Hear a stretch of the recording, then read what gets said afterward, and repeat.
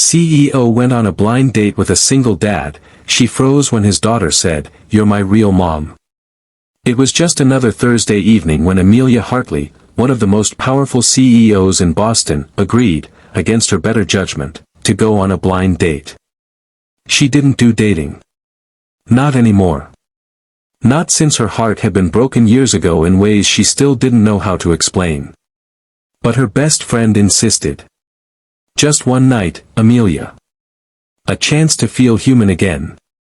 She arrived at the modest little Italian restaurant dressed in elegant simplicity, black heels, navy dress, hair neatly pinned. She looked around, expecting someone stiff, maybe another corporate executive with too many opinions.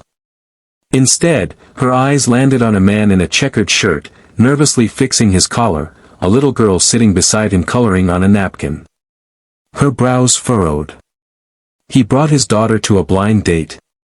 He stood up quickly, brushing crumbs from his jeans. "Hi, I'm Jake. I hope this isn't too weird. My babysitter canceled last minute. This is Lily." Amelia smiled politely, masking the urge to walk out. But something in Lily's soft brown eyes and the tired but kind expression on Jake's face made her pause. Lily waved. "Hi. I like your shoes." "Thank you," Amelia said with a small chuckle, sliding into the booth across from them. Dinner was different. Jake wasn't like anyone she'd dated, or even spoken to, in years. He was a mechanic who worked long hours and raised his daughter alone after her mom had abandoned them when Lily was just a baby. He didn't care about boardrooms or luxury brands. He cared about bedtime stories and making pancakes on Sundays. Amelia found herself listening, laughing, even loosening up.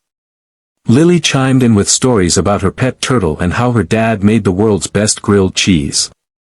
For the first time in a long while, Amelia wasn't CEO Hartley, she was just Amelia.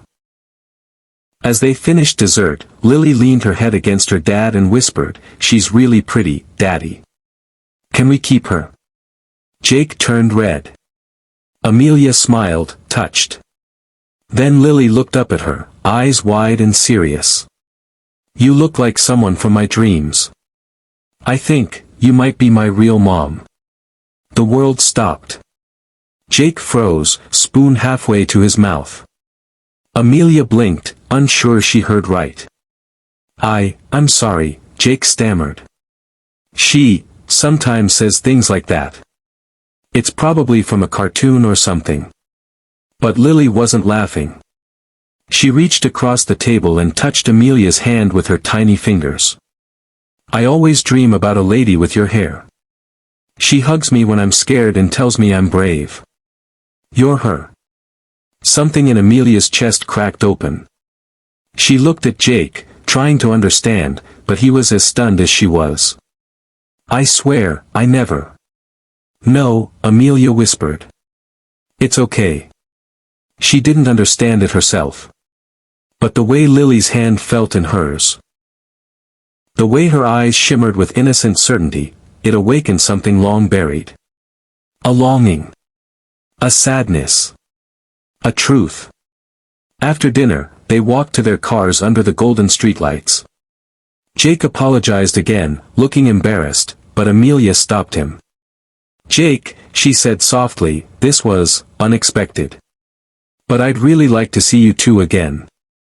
If that's okay." He smiled, relief flooding his face. "Yeah. That'd be great." Over the weeks, one dinner turned into many. Parks, zoo trips, movie nights. Amelia found herself looking forward to the laughter, the mess, the simplicity. She'd sit with Lily doing homework while Jake made popcorn. And sometimes, when Lily would fall asleep on her shoulder, she'd catch Jake watching her like he was seeing a miracle unfold. Then one night, as Lily slept in the back seat, Jake walked Amelia to her car. "She's happier than I've seen her in years," he said. "So am I.